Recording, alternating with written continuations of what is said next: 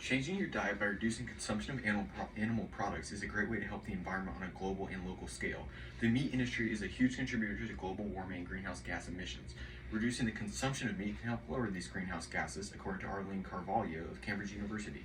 Carvalho goes on to state that livestock accounts for 15% of global greenhouse gas emissions and 50% of water usage. This is an extremely hazardous practice to the environment.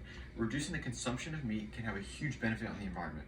This can be seen because for every 1 pound of beef, you need 2,400 gallons of water, but for 1 pound of wheat, you only need 25 gallons of water, according to Peter Gleick of the Pacific Institute.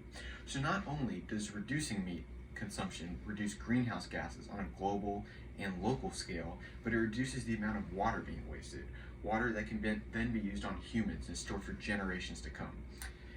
At this point, you might be thinking, okay, but how does this impact the community? Well, your community is an environment.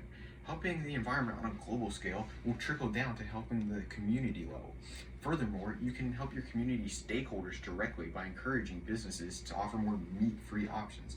According to Nadia Kadiafisi of Brook University, there was a 600% increase in vegans in the US from 2014 to 2018.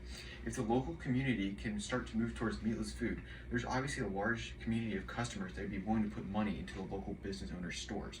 So even if you don't care for the environment, there's money to be made by reducing meat consumption.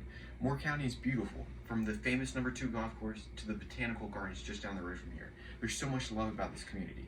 But if the environment deteriorates, none of that would be possible. Acid rain from pollution could destroy the golf courses as well as many gardens.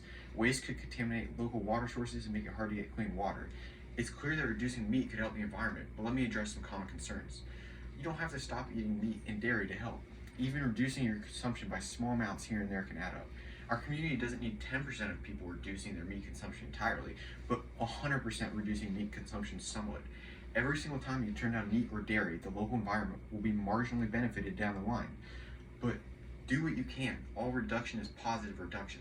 So I will now hand it over to Jordan.